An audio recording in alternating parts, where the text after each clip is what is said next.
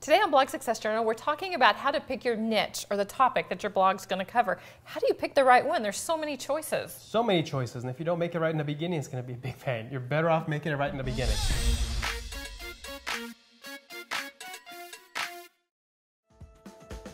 Okay, so in picking your niche, the first thing we need to talk about is passions versus moneymakers, okay? A passion is something that you enjoy, you love talking about it, you love researching it, okay?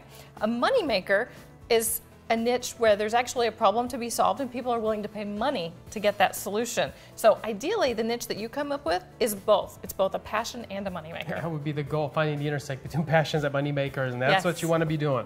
Because you're going to be doing it, let's make some money. So how do you do that, while right? you can, yeah. So let's find out if your passion is actually a moneymaker, but how do you do that? You can use some free online tools like Google Keyword Tools, for example. It's free, it lets you check the amount of competition for certain keywords. So you find your keywords, we've talked about this before, you find a few keywords that represent your niche, right?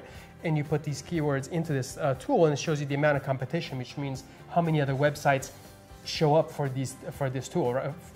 For this keyword of yours.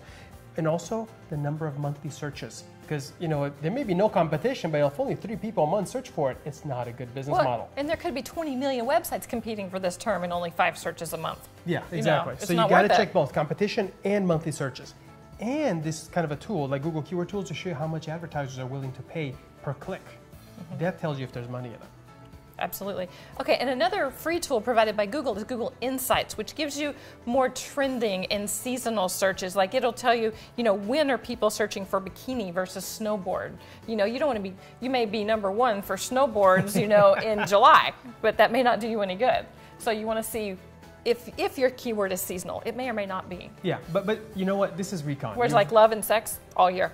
It is very much worth it to do this kind of recon in the beginning. Know where you're going and kind of find the path to it. It's a lot easier to do in the beginning, believe it or not, it really is. Now, let's refine your niche. You got to brainstorm all these keywords, and at the end of the day, you can use your niche, which, for example, say puppies, as a seed word, and then these tools will help you find other words as well. Yeah, you want to brainstorm yourself, but they also help you find... I'm going to throw something else in there that wasn't in our notes. Check out ClickBank to see if there are affiliate products that you can actually promote. That's a great idea, That way you know if it's how easy or how hard it's going to be to monetize your site and create affiliate partners. Yeah, absolutely. Especially if it's not as popular of a niche. Puppies, super popular, right? But very broad. Aardvark training or something like that, it's going to be very not so popular.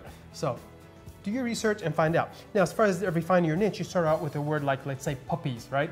And then you want to refine it into these other keywords and research these to see what kind of traffic and competition, etc. is for them. For example, let's say you break it down to puppy food, puppy training, or dating for puppy lovers. You really want to refine it and nicheify yourself. That's very important. Yeah, you want to have ideally a tightly focused niche that focuses on one topic, or you want to have a huge site that focuses on a lot of topics. Yeah. Okay, here's the goal. Why would you go to all this trouble finding all these keywords and refining your niche? I mean, this is a lot of work up front, but you have 2 goals in this, okay? One is you want to develop a loyal following, people who are interested in what you have to talk about week after week after week, month after month. You want a loyal following that keeps coming back. You want to establish yourself as an expert, okay?